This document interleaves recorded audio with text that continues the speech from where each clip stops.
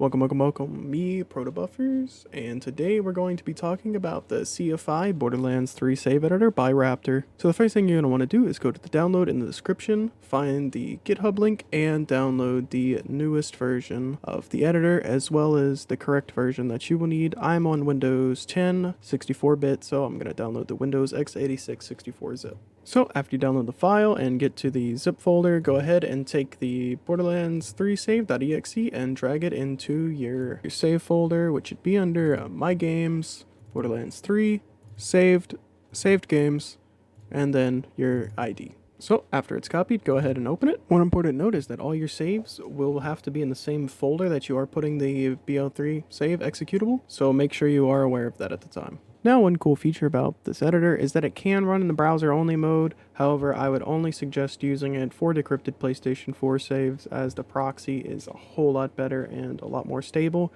as a lot of decrypted PlayStation 4 saves will return a 4-byte null, and the save will be corrupt. So make sure you double-check your saves after everything, and definitely back up everything. Since this editor has been like this for a couple months to me, this is the only reason that I haven't ever made a video, but it not being updated, this is the reason that I'm making the video now. So currently the profile is slightly out of whack. The characters are still fine though. You can do everything this way. There's no quick buttons to cap out everything on here, so you will have to manually type everything in that you want to change. But for the time being, the profile editing does not work, and unlocking all customizations or room decorations will not fully unlock them all. Just a warning. So as you can see in the character tab though, we can change the level, the amount of skill points, our class. In the General tab, in the Mayhem tab, we can change what Mayhem level we were last on and the seed of the Mayhem level, as well as in True Vault Hunter mode. In the Inventory Slots tab, we can unlock everything that is currently locked, such as the weapon slots and the class mod and artifact slots. In the STUs tab, we can change it to whatever we want to. However, if it goes above the max, it will delete itself. And the same goes for the money. Once you reach so much money, it'll turn negative in your backpack and take it all away anyway. And up here at the top, we have the ability to unlock vehicle customizations. However, I don't believe this unlocks all of the most up-to-date vehicle customizations. Now getting over to the items tab, you can see that all of our items and weapons are correctly listed. You will want to save before you move to another tab. We can import items, so if you have a BL3 code or a base 64, I'm not sure if it supports base 64 all the way, but I am pretty sure it will support a base 64 code if you use a memory editor still. Here we can create items from scratch by just picking the type and balance, which can be changed later on. And we can sync all levels and Mayhem levels of all of our weapons at one time. So now we're going to take a look at the weapon editor. So first thing we're going to do is just go ahead and open it up and look at the General tab. As you can see here, we have the level of our weapon,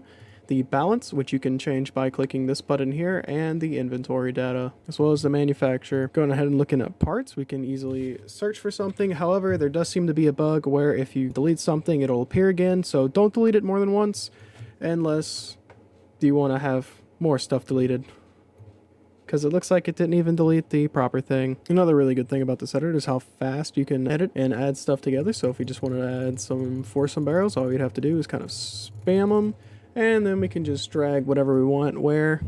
It's super straightforward. It's very easy.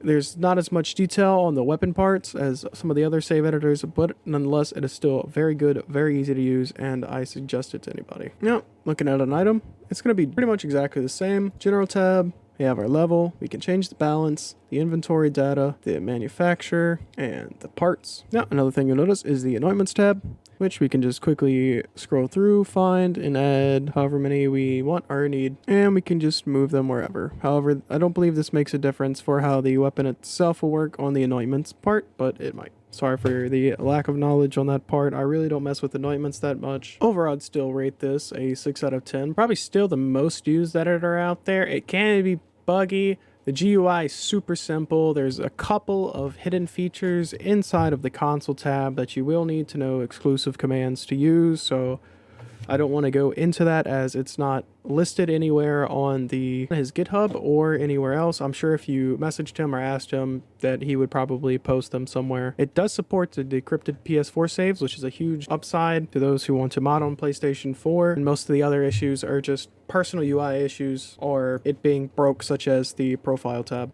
Hey guys, thank you for watching. Appreciate it. If this was helpful to anybody, please make sure to leave a like. If not, tell me what I can do better next time, and I'll try to do that. Peace.